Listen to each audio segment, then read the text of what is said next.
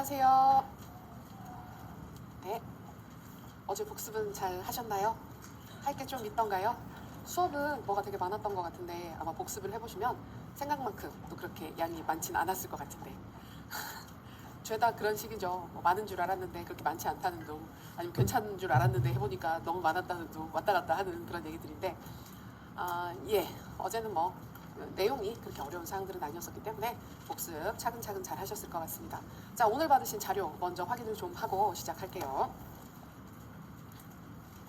자, 형성평가 문제는 이제 시작할 때 같이 확인을 할 거고, 그 다음에 교수 이론 및 공학 빈칸 자료가 나갔습니다. 좀 두껍죠? 양이 좀 많습니다. 저희가 상권에서 보는 내용들 중에서는 가장 많은 비중을 차지하는 부분입니다. 내용이 좀 어렵기도 하고 좀 까다롭기도 하고 좀 그런 사항이라서 두루두루 활용하시면 되겠고요. 이 빈칸 자료 관련해서는 초반부부터 어떻게 써야 하는지에 대해서 고민을 많이 말씀해 주셨는데 극단적으로 말씀드리면 안 쓰셔도 됩니다. 이거는 그러니까 꼭 필수는 아니고 선생님들이 지금 강의 잘 듣고 계시고 그다음에 복습을 일정에 따라서 밀리지 않고 하고 계시고 그리고 형성평가 문제까지 잘 챙겨서 따라가고 계신다면 이건 정말 추가 자료가 되는 거예요. 그래서 개인 복습하실 때 도입하는 부분이나 마무리하는 부분에서 그냥 인출하는 용도로 맞아 이런 내용이 있었나 와 기억도 안 나네 이런 느낌으로 보셔도 괜찮고 체크 해두고 그래서 다시 개인 복습할 때 좀 더 집중해서 볼 수 있으면 그것만으로도 충분하기 때문에 자료가 있는 거에 대해서 너무 부담을 안 느끼셨으면 좋겠어요. 근데 뭐가 자꾸 있으면 좀 부담스럽긴 하죠. 그러니까 저것도 다 해야 될 것들인데 또 안 하고 있으면 나만 안 하는 건가? 또 누가 막 이걸 들고 뭘 이렇게 메꿔져 있는 걸 보여주게 되면 옆에 슬쩍 봤는데 막 보이고 있으면 막 초조해지고 내가 내 공부 방식이 뭐가 문제가 있나 이런 생각을 하시게 되는데 임용 공부는 다른 공부들도 마찬가지긴 하겠지만 처음부터 끝까지 그 의심과 불안과의 싸움입니다.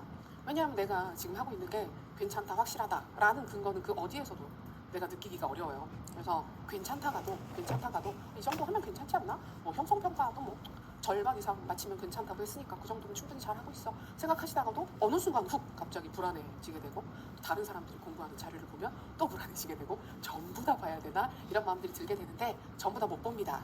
전부 다 못 보고 우리 하는 것도 다 보기 어렵습니다. 그래서 시작할 때도 말씀드렸지만 임용 공부는 전부 다 해야 되는 건 아니에요. 전부 다 해 합격하는 시험이 아니에요. 내가 할 수 있는 최대한을 하는 거예요. 그리고 할 수 있으면 거기서 하나 더 하는 거예요.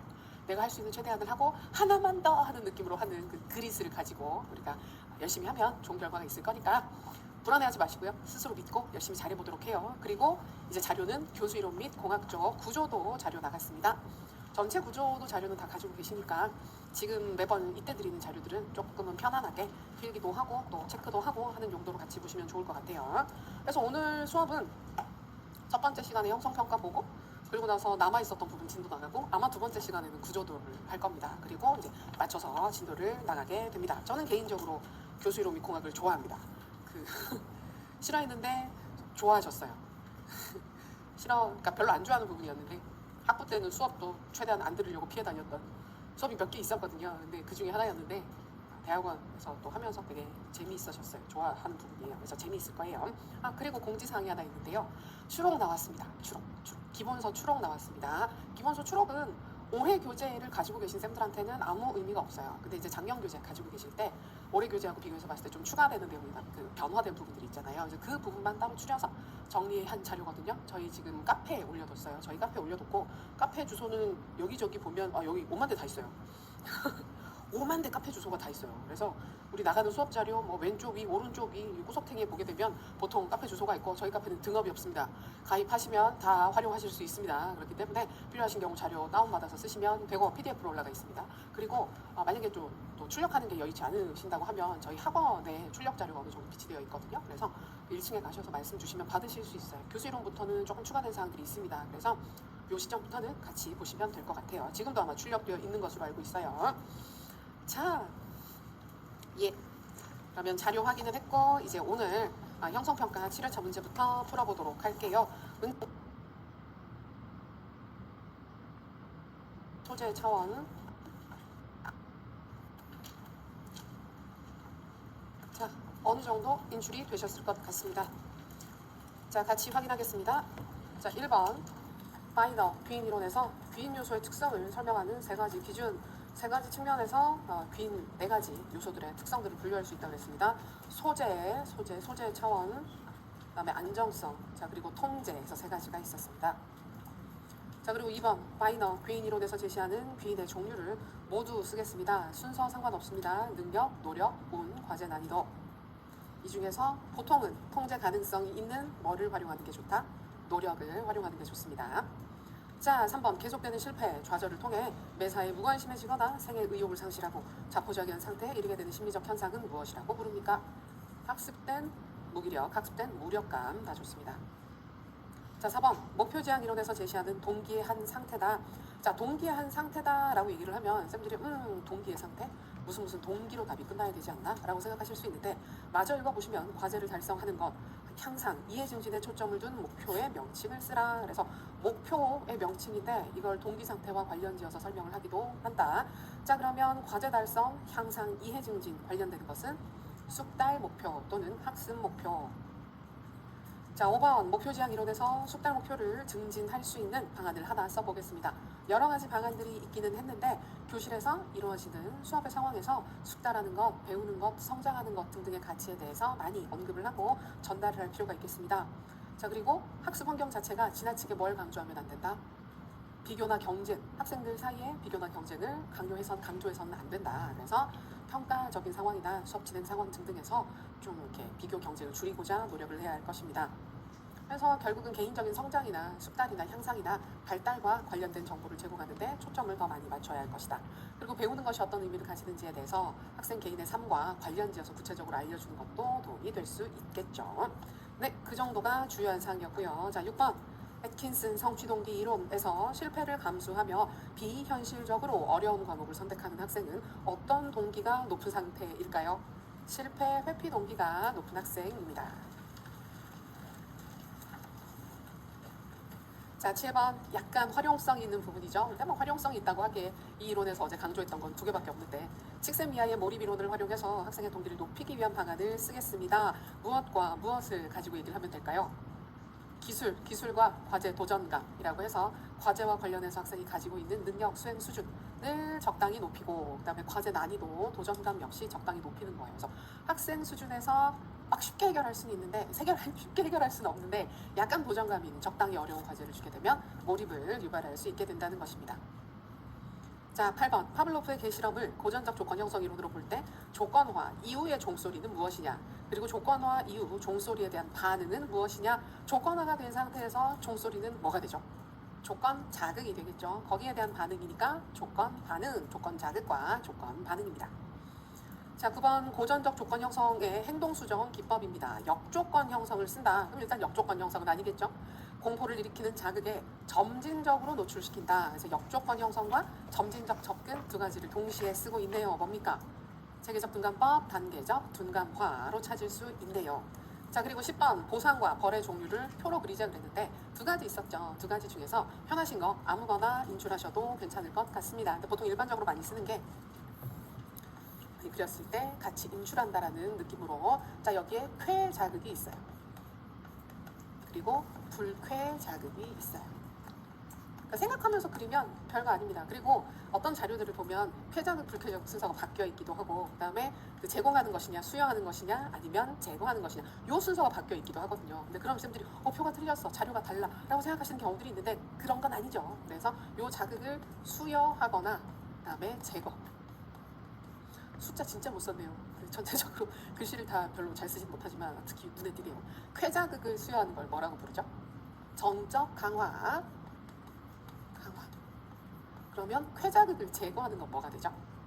제거성 벌입니다. 제2유형의 벌. 그러면 불쾌자극을 수여하는 것은 수여성 벌, 제1유형의 벌. 자 그리고 불쾌자극을 제거하는 것은 좋은 거다. 그래서 뭐? 부적 강화가 된다. 자, 이 4개 중에서 이걸 제공하면 특정 반응이 더 많이 유발되거나 오래 지속될 수 있게 해주는 2가지가 뭐죠?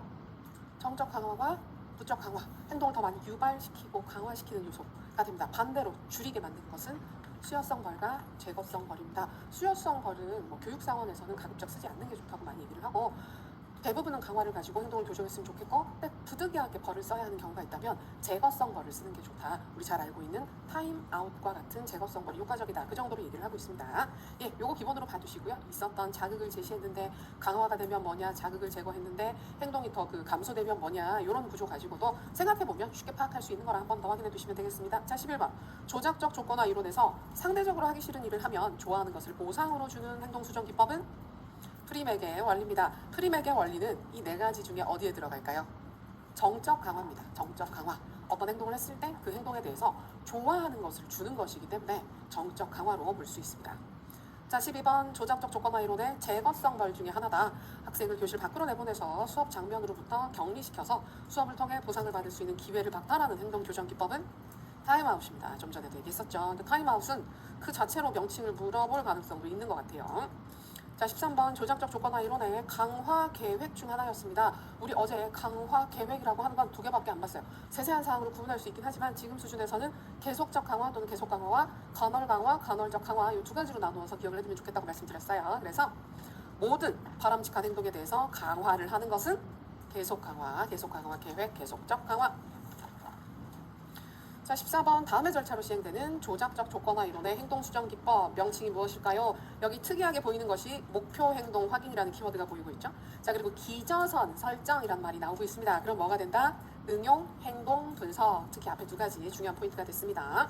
예, 나머지 단계도 같이 보시고. 자, 15번 사회인지 학습 이론의 핵심 개념입니다. 한 명, 여러 명의 모델을 관찰한 결과 발생한 행동인지 정서적 변화. 이건 무엇일까요? 관찰학습 또는 모델링. 자, 16번 중요합니다. 반도라 학습 이론에서 관찰학습이 발생하는 단계, 관찰학습이 나타나기 위해서는 네 가지 절차, 단계가 필요한데 그 단계를 기억하자라고 하는 거죠. 첫 번째 주의, 집중, 그 다음에 그것을 기억하게 되는 파지, 연습해보게 되는 재생산, 마지막 동기화. 그 행동을, 배운 행동을 실제로 수행할 만한 상황이 되어지는 것들, 그렇게 동기를 유발하게 되는 것이 동기화가 되겠습니다. 자, 그리고 17번 인지주의 학습 이론에 근거를 한 정보처리 이론 모형을 그려보자. 다들 잘 그리실 수 있었을 것 같아요. 먼저 기억 저장소 3개를 꼭 동그라미라고 안 그리셔도 됩니다. 네모나 세모나 하트 등으로 편한 마음으로 그리셔도 될 것 같아요. 제일 먼저 어디? 감각 기억 또는 감각 저장소라고 합니다. 그리고 두 번째, 여기 되게 중요한 곳이죠. 작업 기억 또는 작동 기억, 워킹 메모리. 근데 예전에는 이 기억 저장소를 워킹 메모리라는 개념이 나오기 전에는 쇼텀 메모리라는 이름으로 많이 불렀어요. 단기 기억이라고 불렀습니다. 그래서 잠깐 유지되는 단기 기억과 오래 유지되는 장기 기억이라고 해서 두 가지 저장소를 접근을 했었는데, 그거는 그 정보처리 이론의 그 초반부 모형으로 볼 수 있고, 최근에는 거의 다 이렇게 세 가지로 구분을 하면서 여기는 단지 짧은 기억이 유지되는 곳이 아니라 무엇인가가 처리되고 있는 핵심적인 공간이야 라는 개념으로 작업 기억이라는 말을 쓰고 있습니다. 자, 그리고 마지막은 장기 기억. 자, 감각 기억에서 정보가 작업 기억으로 전달되기 위해서는 두 가지 활동이 필요했습니다. 하나가 주의, 또 다른 하나는 지각. 훌륭하십니다. 자, 그리고 20초 정도밖에 유지되지 않는 작업 기억 안에서 지금 들어와 있는 정보가 유실되지 않게끔 만들기 위해서는 맞습니다. 시연을 해야 합니다. 그래서 의미 있게 처리된 정보가 장기 기억으로 저장될 수 있게끔 해주는 활동은 부호화, 아주 중요한 활동이었습니다. 부호화. 그리고 장기 기억에 있었던 정보를 작업 기억으로 끄집어내서 우리가 머릿속으로 다시 떠올리게 되는 활동은 인출. 그리고 이 모든 과정을 개입을 해서 관리하게 되는 인지적 활동은 메타인지. 예. 이거는 그렇게 진짜 한번 보고 나면 모형 자체가 중간에 이제 저런 말들, 주의나 지각이나 부호화나 이런 말들이 중간중간 헷갈려서 그렇지 되게 직관적인 모형이라서 이해하고 암기하기가 크게 어렵지 않습니다. 아마 우리 시험에서 이 모형을 기초로 무엇인가를 이야기를 한다면 작업 기억과 장기 기억 요 두 기억 저장소 사이의 관계에서 기억을 유지하기 위한 시연과 의미 있게 기억하기 위한 부호화, 그다음에 인출 요 활동에 대해서 물어볼 가능성이 굉장히 높습니다. 그래서 요 각각의 단계들 활동들 확인을 하면 되겠죠. 자, 그러면 방금 봤었던 사항입니다. 18번 인지 처리 과정 중에서 자극에 의식적으로 초점을 두는 과정을 무엇이라고 부를까요? 저게 뭐지? 하고 쳐다보게 만드는 거 주의입니다. 잘하셨고요. 그다음에 부호화의 세부 전략을 두 가지 쓰자고 했는데, 부호화는 굉장히 중요한 전략이고 그 안에 들어가는 세부 전략도 중요하다. 가장 많이 얘기를 하는 정교화가 있고요. 그 다음에 조직화가 있고요. 하나 더 얘기를 한다면 심상화 정도 기억해 두실 수 있습니다. 그 외에도 기억술, 그 다음에 맥락화 등등 있어요. 맥락화는 여기서 좀 주의를 하셔야 되는 게, 나머지 것들은 그 방금 나왔던 정교화나 조직화나 심상화나 기억술이나 이 모든 것들은 우리가 애를 써서 하는 활동들이에요. 우리가 어떤 정보를 부호화를 하기 위해서 이런 활동을 하게 되면 정보가 더 의미 있게 잘 부호화가 되는 활동들이라고 하면 맥락화는 우리가 노력하는 게 아닙니다. 노력하는 게 아니고 그냥 그렇게 처리가 되는 거예요. 우리가 지금 수업 시간에 이런 공간에서 공부를 하고 있으면 우리가 지금 내용적으로 공부하고 있는 내용이 이 내용만 부호화가 돼서 기억되는 게 아니고 물리적 환경과 함께 붙어서 부호화가 돼서 기억이 된다라는 현상을 설명해 주는 개념입니다. 그래서 우리가 맥락화를 활용해서 어쩌고저쩌고 뭘 기억한다 이렇게 설명할 일은 거의 없기 때문에 구분해서 보시면 되겠죠. 자, 20번 기억 속에 저장되어 있는 특정 정보에 접근하는 데 도움을 주는 실마리나 힌트를 무엇이라고 부릅니까? 인출 단서입니다. 인출을 하기 위해서 끄집어낼 수 있는 연결고리 인출 단서. 그래서 우리가 어떤 내용을 암기를 할 때요, 우리가 지금처럼 시험 공부를 하면서 교육학이든 전공이든 되게 많은 정보들을 암기하고 인출을 해야 되잖아요. 근데 한 번씩 그냥 되게 상식적으로 간단하게 이 이론에 근거해서 생각을 해보면 어떤 지식 덩어리 자체를 한 번 암기를 할 때 인출 단서가 하나씩 생긴다고 생각을 해보세요. 그래서 오늘 외울 때 이걸 끄집어낼 수 있는 인출 단서가 오늘 공부한 내용들이나 또는 그 맥락들이나 내가 공부할 때 좀 신경 써서 외우려고 애썼던 키워드들하고 연결지어서 고리가 하나 형성이 됐어요. 근데 이게 굉장히 불완전한 고리인 거예요. 그 기억 자체는 장기 기억으로 들어가 있어요. 이제 이렇게 부호화해서 처리를 하게 되면. 근데 이걸 끄집어낼 수 있는 고리가 한 번 외우면 한두 개밖에 안 생기는 거예요. 그리고 시간이 지나면 얘가 그냥 사라져버리게 되면 얘를 끄집어내기가 어려워요. 그래서 인출이 잘 안 되는 거예요. 근데 이 내용을 여러 번 반복해서 보잖아요. 그러니까 완전하게 여기는 단단한 인출고리를 만들 거야 라고 얘기를 생각을 해서 아주 깊게 보더라도 시간이 지나면 흐트러진단 말이에요. 근데 이거를 여러 번 반복해서 좀 얕게 보고 까먹게 보더라도 여러 번 보게 되면 인출 단서가 여러 개가 걸리는 거예요. 이 지식 자체 걸리는 것들이 여러 개가 걸리니까 그 중에 일부가 소실되더라도 끄집어낼 수 있는 경로가 훨씬 더 풍부해질 수 있다. 그러니까 이거는 답으로 쓰라는 게 아니고 이런 얘기를 우리가 할 건 아니고, 그래서 우리가 공부를 할 때 내가 이걸 완전히 한 번에 딱 신경 써서 외우고 나면 이게 오래 기억되지 않을까라는 생각을 하는데 그게 잘 안 되는 이유가 우리는 계속 새로운 개념들을 부호화하면서 장기 기억을 계속 저장하고 있어요. 그럼 각각의 인출 단서들이 굉장히 다 걸려 있는 거, 여기저기 다 조금씩 걸려 있게 되는데 이게 많은 정보들이 들어가니까 얘네들이 혼란스러울 수밖에 없어요. 그래서 그 상황에서는 너무 부담을 갖고 한 번에 완벽하게 걸겠다라는 마음보다는 여러 번 보시면서 좀 완전하지 않더라도 내가 그냥 여기저기 걸어놓을게, 뭐가 끄집어내질지 모르니까 라는 마음으로 반복하시는 게 중요하다. 그래서 너무 스트레스 받지 마시고요. 1, 2월 달은 암기보다는 이해가 중요합니다. 그래서 훨씬 중요한 부분이니까 형성평가 인출 약하다고 해서 스트레스 받지 마시고 한 번 더 읽고 한 번 더 확인하시면 되겠습니다. 자, 21번 메타인재 주요 기술을 모두 쓰겠습니다. 4가지 있습니다. 계획, 점검, 조절, 평가. 자, 22번 인지부화 이론에서 수업 방법에 의해서 내용이 부적절하게 제시돼서 인지부화가 발생하는 경우 그 부화를 뭐라고 부른다? 외재적 인지부화, 자료 제시 형태나 수업의 형태, 방식, 매체의 특성 이런 것들 때문에 부하가 발생하게 된다. 그래서 이거는 우리가 이제 곧 들어가게 될 교수 이론 및 공학 파트를 공부를 하실 때 메이어라고 하는 학자가 멀티미디어 이론이라는 이론을 제시를 하는데 그 이론의 토대가 되는 것이 인지부화 이론이 됩니다. 그래서 기본적인 개념은 이해를 해두시면 편할 것이다. 자, 그러면 우리 교재 313페이지로 돌아오셔서 다시 진도를 나가겠습니다. 심리 마지막에 조금 남아있는 부분입니다. 문제 해결과 학습이라고 해서 굳이 끼워 넣자고 하면 할 수 있을 것 같긴 한데 아주 깔끔하게 들어가지는 않는 파트예요. 그래서 먼저 전이, 학습의 전이, 트랜스퍼라고 하는 개념에 대해서 전반적으로 살펴보고 그다음에 이어서 문제 해결 절차 부분에 있어서 우리가 조금 관심 있게 볼 수 있는 문제 해결 전략, 기법 2가지를 신경 써서 보겠습니다. 자, 학습의 전이는 항상 관심 있는 부분입니다. 그리고 학교 교육에서도 늘 관심이 있었지만 예전에 기업 교육 쪽에서 훨씬 더 관심이 많이 있어요. 그러니까 기업은 아무래도 교육에 돈이 되게 많이 들어요. 제가 교육을 하기 위해서 그냥 기업 교육뿐만이 아니라 학교 교육이 사실 돈이 훨씬 더 많이 들기도 하죠. 그러니까 교육 자체가 되게 비싼 활동이에요. 그럼 그렇게 투자를 했으면 그 투자 대비 성과가 나와야 되잖아요. 그래서 결국 투자 대비 성과라고 볼 수 있는 건 그 교육을 통해서 배운 지식들이 실제 장면에 의미 있게 적용되고 활용되고 있는가를 확인하는 것이 교육의 효과성을 확인하는 거죠. 그래서 우리 교육의 전반적인 모든 부분에 있어서 잘 배웠는데 배우는 것에서 그치는 것이 아니라 배운 지식을 잘 쓰고 있어? 라는 부분에 대한 의문을 가지게 되면 학습의 전이라는 개념을 우리가 확인할 수 있게 됩니다. 자, 개념 이해하겠습니다. 자, 전이란 이전 학습이 새로운 학습 또는 문제 해결에 영향을 미치는 것이다. 즉 이전에 학습한 내용이 새로운 학습을 할 때 영향을 주거나 이것도 전이가 되는 거고요. 근데 그건 도움이 될 수도 있고 방해가 될 수도 있어요. 그리고 공부를 해서 배운 내용 자체가 우리가 실제적인 삶에서 또는 어떤 상황에서 문제를 해결하는 데 있어서 도움이 되느냐, 잘 활용을 할 수 있느냐. 그래서 지식을 활용하는 것도 전이라고 얘기를 하게 됩니다. 배운 지식을 활용하는 거. 그래서 이 두 가지 다 관심이 높죠. 특히 배운 지식을 의미 있게 활용하는 것은 최근 교육에서 대단히 중요한 문제다.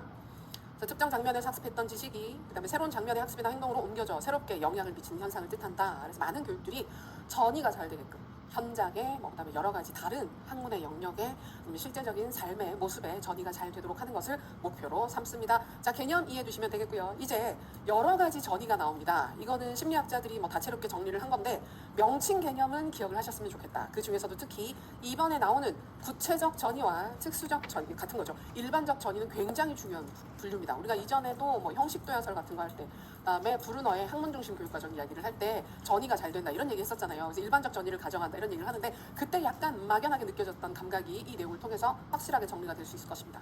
자, 먼저 등장하는 1번 정적 전이, 부적 전이. 개념 심플합니다. 정적 전이는 이전에 배운 내용이 다음에 배울 내용에 도움이 되는 경우가 정적인 전이에요. 자, 부적 전이는 그 반대입니다. 이전에 배운 내용 때문에 새 내용을 배울 때 헷갈릴 때가 있어요. 이전에 배운 거하고 좀 안 맞는 것 같은데 이런 식으로 방해를 하게 되면 부적 전이가 된다. 개념 체크.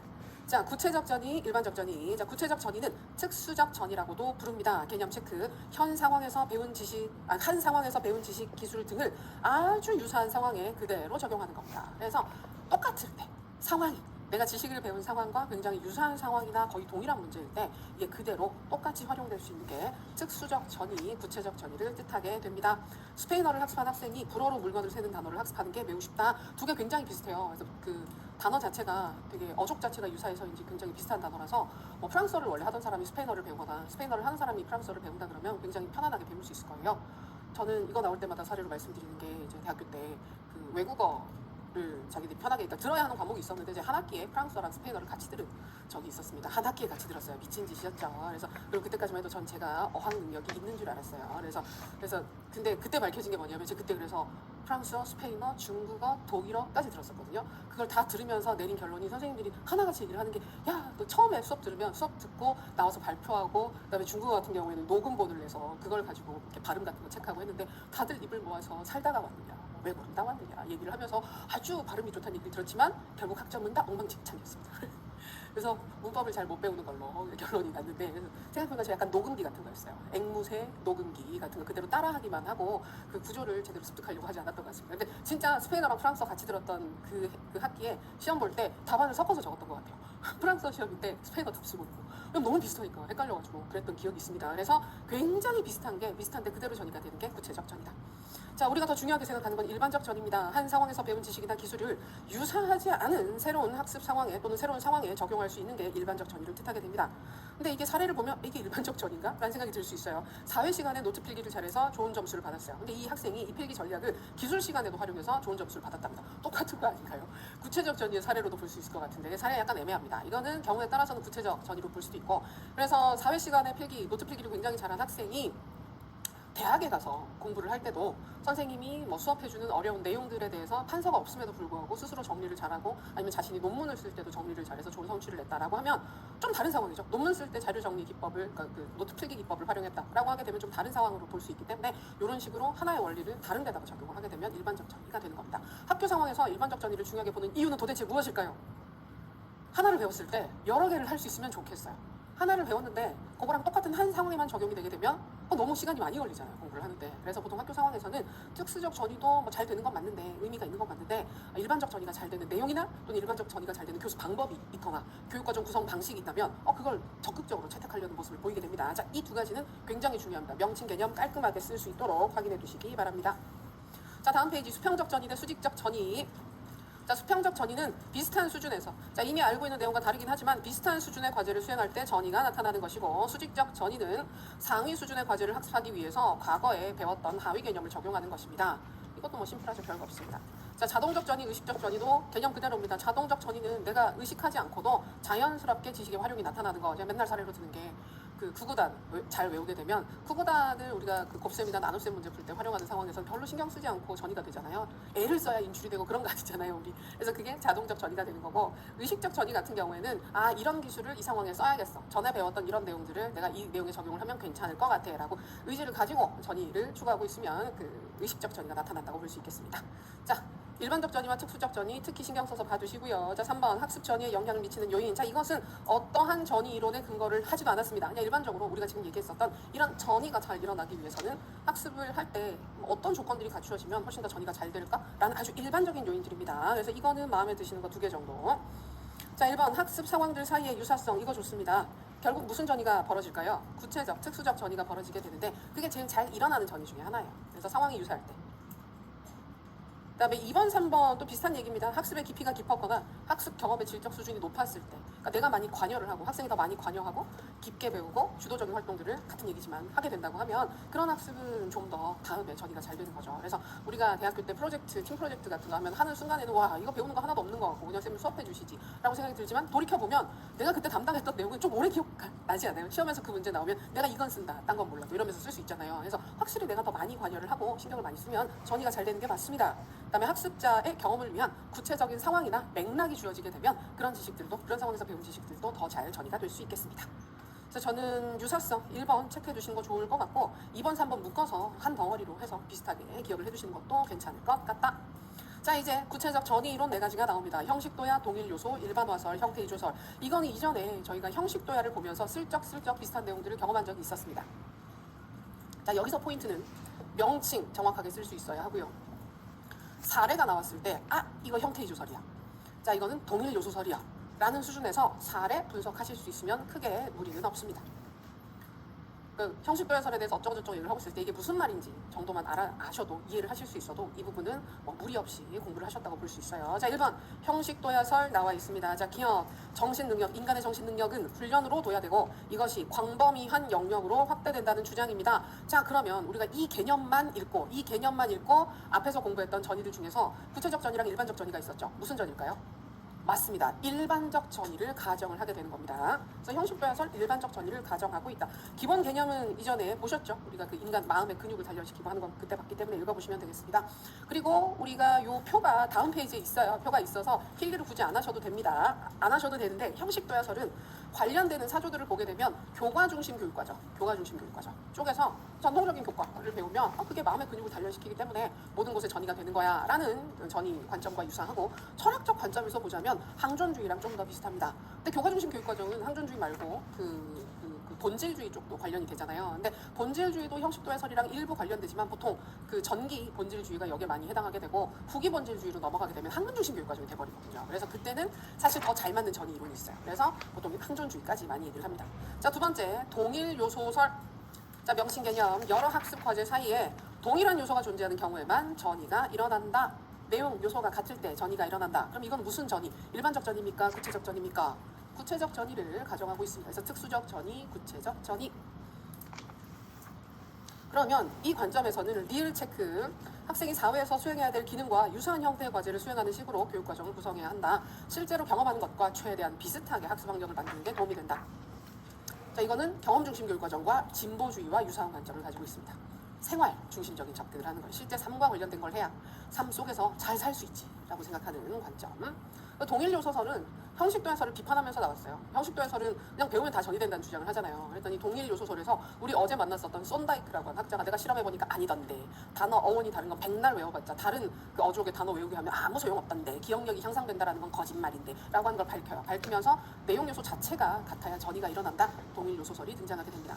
자, 그리고 그 다음 단계로 3번 일반화설 또는 동일 원리설 두 명칭 다 기억. 사례에서 나왔을 때 이해를 해야 되기 때문입니다. 그러니까 답을 쓸 때는 상관없어요. 둘 중에 아무거나 쓰셔도 돼요.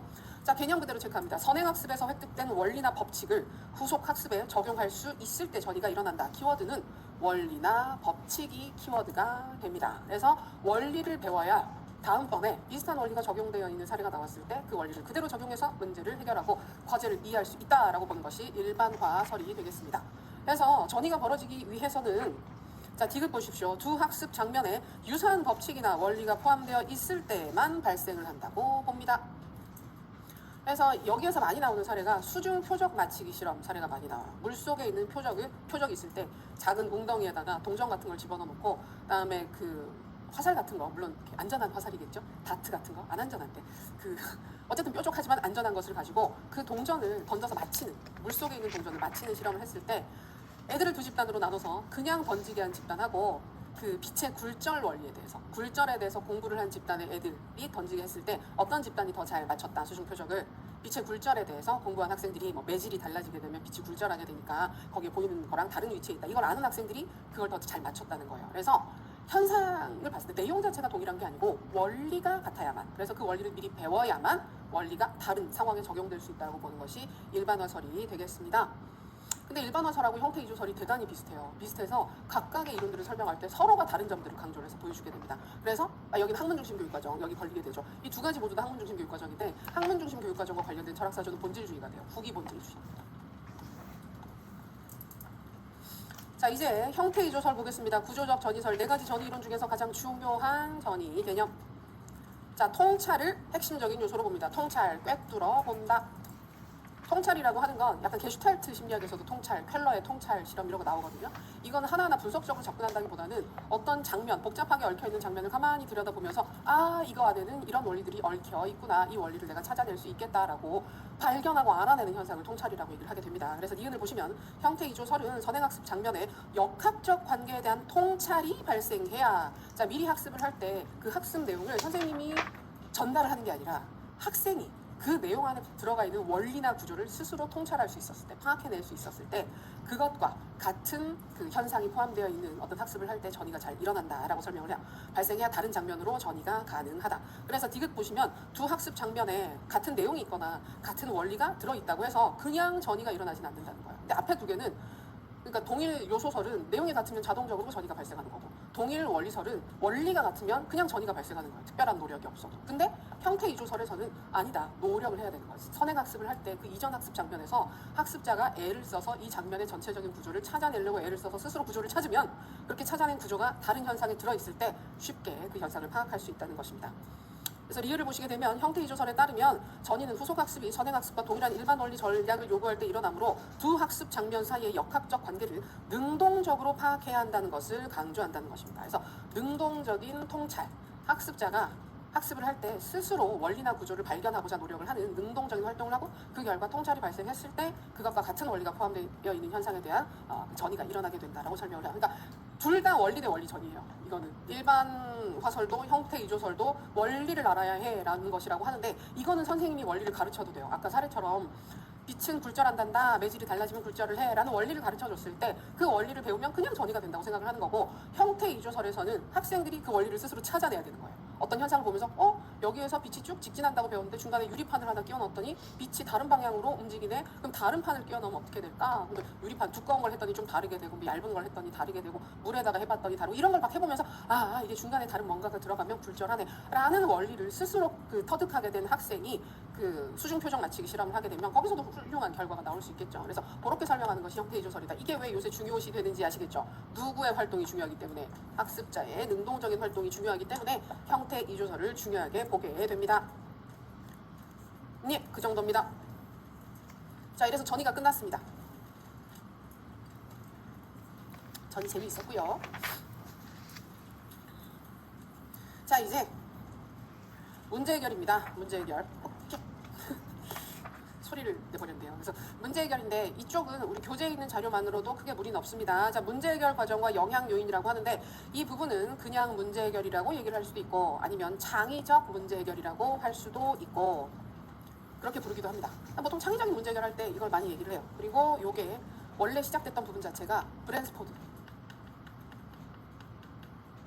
브랜스포드라는 학자의 아이디얼 모형이라고 하는 게 있는데, 이게 문제 해결 절차의 약자를 따서 보여주는 거예요. 근데 이 브랜스포드의 아이디얼 모형은 문제 해결 기법이나 절차로도 언급이 되지만 창의성 증진 기법으로도 한 번씩 소개가 되기도 해요. 그래서 결국은 여기에서 좀 창의적인 문제 해결 전반에 대한 이야기를 하고 있습니다. 자, 그럴 때 문제 해결이니까 문제가 어떤 것인지에 대해서 관심이 있겠죠. 그래서 첫 번째 보시면 구조화된 문제와 비구조화된 문제가 등장합니다.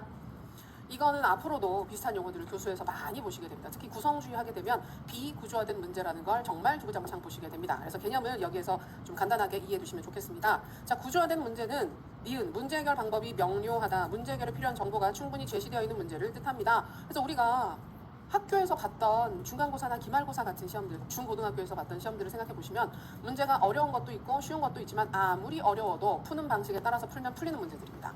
그런 문제가 구조화된 문제입니다. 자, 두 번째, 비구조화된 문제. 우린 여기에 관심이 좀 더 있겠죠. 그래서 문제 해결 방법이 복잡하다. 방법이 여러 가지가 있을 수도 있어요. 그리고 문제 해결에 필요한 정보가 충분히 제시되어 있지 않아요. 그래서 그 정보를 내가 스스로 찾기 위해서 공부를 하거나 탐색을 해야 되는 활동이 들어갈 수도 있어요. 그리고 정답이 여러 개가 존재할 수도 있어요. 단 하나의 정답이 없을 수도 있어요. 사례를 보시면 사이가 틀어진 친구와 어떻게 관계를 회복할 것인가, 굉장히 비구조화된 문제입니다. 그리고 아침에 오늘은 무엇을 입고 나갈 것인가, 이것도 비구조화된 문제입니다. 굉장히 복잡한 문제예요. 이런 문제들이. 그래서 정답이 없어요. 뭘 입으면 정답이고 뭘 입으면 오답이다 라고 할 만한 게 없어요. 근데 이런 비구조화된 문제를 푸는 게 쉽지 않기 때문에 이런 데 관심을 좀 더 갖게 된다라는 전제를 합니다. 비구조화된 문제가 무엇인지 개념을 알아두시고요. 오른쪽 페이지를 보시게 되면 문제 해결 단계 나옵니다. 문제를 확인한다, 문제를 표상한다, 전략을 선택한다, 전략을 실행한다, 결과를 평가한다 라고 해서 이 전체 절차, 이게 아이디얼 모형의 전체 절차를 뜻해요.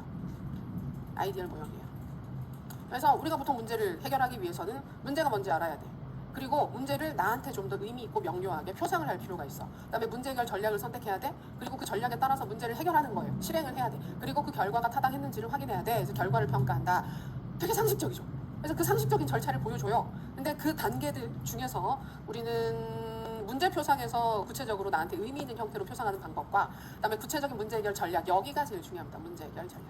그래서 문제 확인하기 부분을 읽어보시면 되고요. 이번 문제 표상하기, 그러니까 문제가 주어져 있을 때 우리도 그렇게 하죠. 문제를 읽고 나면 그래, 결국 이 문제는 나한테 이걸 요구하는구나 라고 내가 이해하기 편한 형태로 새로 써보기도 해요. 재구조화해서 키워드를 다시 정리해보기도 해요. 그래서 보다 의미 있는 말로 다시 말하기, 우리가 이해하기 쉬운 형태로 말로 표현을 할 수도 있고 글로 표현을 할 수도 있고 뭐 도식화된 구조로 표현을 할 수도 있습니다. 그 다음에 선행 문제와 관련 짓기, 그러면서 문제를 읽었는데 이 문제는 전에 풀었던 뭐랑 비슷한 문제네 라는 식으로 나의 이해를 도울 수도 있어요. 그런 게 있다면. 그다음에 시각적 형태로 표상화한다. 요거는 아까 의미 있는 말로 표상하기 할 때 잠깐 말씀드렸는데 좀 더 구조화된 그림이라든지 도표라든지 이런 것들을 명료하게 표시를 하게 되면 더 쉽게 문제를 받아들일 수 있는 사람들도 있습니다. 그래서 되게 당연한 얘기죠. 그래서 이거는 1번, 2번 정도는 체크해 두시는 것도 괜찮을 것 같아요. 첫 번째, 두 번째. 자, 이제 전략 선택하기가 중요하다 그랬죠. 그거는 뒤에 다시 봅니다. 그래서 전략 선택하기, 수행하기, 결과 평가하기라는 절차로 이루어진다. 이해하셨고요. 다음 페이지를 보시면 그러면 문제를 해결할 때 어떤 전략이 있고 그걸 어떻게 결정을 해야 될까? 그래서 문제 해결 전략, 크게 두 가지, 알고리즘과 어림법이 있다. 휴리스틱스. 자, 두 가지 명칭 체크, 개념 체크. 자, 알고리즘은 정해진 규칙과 절차에 따라 신속하고 정확하게 문제를 해결하는 방법을 뜻합니다. 알고리즘을 적용하기 괜찮은 문제는 어떤 문제일까요? 구조화된 문제일까요? 비구조화된 문제일까요? 구조화된 문제에 적용을 했을 때 알고리즘은 쉽게 정확한 답을 찾아낼 수 있게 해줍니다. 또 사례도 보시면 수학 시간에 배웠던 공식과 풀이 기법이다. 그래서 공식이 있으면 이 문제는 이 공식을 대입해서 이렇게 풀어라고 하는 게 알고리즘이 된다는 거예요. 정해진 절차가 있어요. 그럼 어림법, 휴리스틱스는 그거랑 반대일 것 같죠. 자, 그래서 문제 해결을 위한 비규정적이고 직관적인 전략이다. 그래서 규칙이 체계적으로 나열되어 있지 않아요. 그래서 규칙이 명확하지 않고 직관적이다. 하다 보면 알게 되는 그런 직관적인 전략이 어림법이 되겠습니다. 특히 비구조화된 문제를 해결할 때 어림법을 쓰는 게 좋다. 자, 그래서 앞에 문제 봤던 부분하고 연결이 됐습니다. 구조화된 문제는 뭐가 좋다? 알고리즘이 좋고, 비구조화된 문제는 어쩔 수 없이 어림법을 써야만 문제를 해결할 수 있습니다. 그래서 어림법을 쓴다고 해서 문제가 해결되는 건 아니에요. 안 될 수도 있어요. 매번 다 되는 건 아니에요. 그래도 알고리즘을 쓰는 것보다는 어림법을 쓰는 것이 문제 해결의 가능성이 훨씬 더 높다는 걸 얘기를 해줍니다. 자, 두 가지 명칭 개념 체크해 주시면 되고요. 어림법에서 나와 있는 주요 기법은 그냥 읽어보셔도 무리가 없겠습니다. 지금 읽어보시면 되겠고. 자, 4번. 문제 해결에 영향을 미치는 심리적 현상. 요거는 혹시 모릅니다. 그리고 특히 요거는 그냥 문제 해결에 영향을 미치는 걸로도 물어볼 수 있지만 창의적인 문제 해결을 가로막는 방해물들 같은 것들이에요. 그래서 우리가 새로운 방식으로 사고를 할 수도 있는데 이런 사고가 우리를 가로막고 있어서 방해하고 있어서 새로운 생각을 하지 못하게 한다. 이걸 좀 깨야 된다. 이런 식으로 창의성 하시는 분들이 되게 좋아합니다. 자, 기능적 고착. 기능적 고착은 습관적으로 사물을 사용하는 데 익숙해져 있어서 사물을 새로운 방식으로 사용할 수 있다고 생각하지 못하는 현상에 해당하게 됩니다.